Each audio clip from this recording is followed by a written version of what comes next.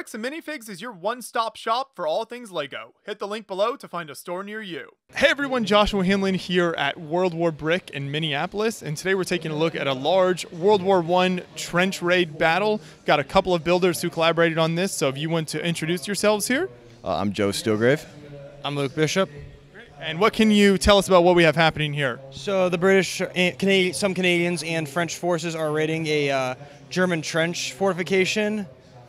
They're using Mark IV female and male tank. And so you've got a ton of action happening here. Of course, that a lot of it is the large trench area, and you've captured a lot of that iconic kind of mud look with all of the brown, the trenches going through there. So talk about kind of that landscaping technique and how you guys achieved that. I read the books. I looked at the books with the texture for how to make the creators' trenches, and I got ideas off that. And playing a lot of Battlefield 1, seeing how the conditions are of that era.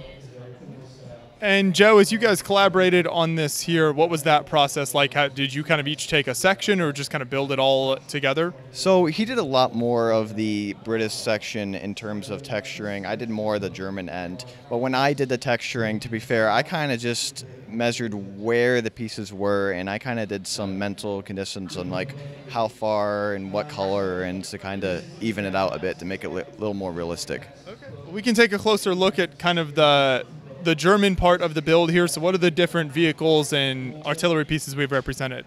So we got the big Bertha cannon, which we used the Brickmania book to build, and then we also did the train. I'd like to point out the train was a pain to handle, and it still is a pain. With the slightest touch, it'll fall over, which that sucks. And the bunker and the little section underneath the bunker to the right, that was more of Luke's idea, and I think that was a really good idea to incorporate into this build. Yeah. What can you tell us about the bunker then? We used the instruction book. We expanded on it a little bit because I thought one bunker would look kind of boring. Make it like, since they always had massive fortifications, just make something like triple the size. And that, they had like planning rooms and stuff under trenches. They had bunks. So I made like a little room for them to be at, more of an just as, Do you know how many minifigures are on the whole layout? I do not know. It's somewhere between 40 and 60. It could be more or it could be less. I actually do not know. And then what are some of the kind of action that we have happening in the middle here and the different kind of minifigures represented? Oh, so on the very far end, you can see the French. They're kind of a minority group in this battle, but you can see the Red Baron flying over in his aircraft, and you can kind of see the guy with his shotgun trying to aim at the Red Baron and hopefully claim a record kill here. It's going to be difficult. Yeah, quite a difficult kill. And we got a few skeletons, not many corpses in this battle. This is a fresh shards, and right after probably a truce or something along that line. And if you look over to the right by the male Mark I, you can see they are taking a iconic photograph of the Mark IV.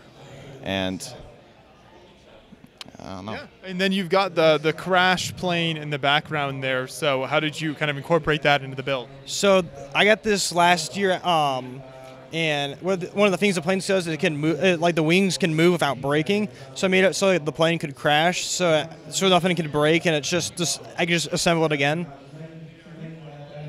And how does the build transport to a show like this? What did you guys have to do to set that up? We made a modular, like how they do with modular buildings with Lego, with the pins and stuff.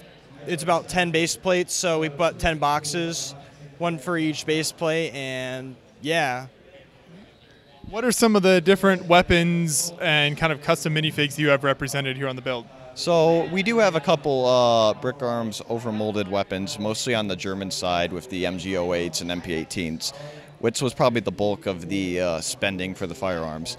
But a lot of it is just the Turner Smollys for the British, some Brickmania custom printed level action rifles, and some Gevers for the Germans. And In some cases, we use the Car 98Ks to kind of represent gavurs without bayonets, because the Car 98K was just a shortened version of the gavur.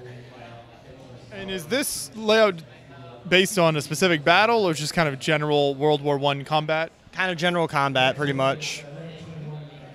Well, thank you guys. Thanks for taking us through the layout here, and it's very impressive in size. Do you know how long this whole layout is?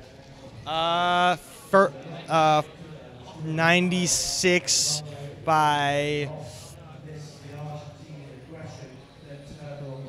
what's 48 times 5? It's hard to remember, yeah, but it's very long. 230 something pieces. Okay. 5 tiles long, 2 tiles across. Okay. Well, thank you so much. Keep up the good work. Yeah, thanks. Thank you.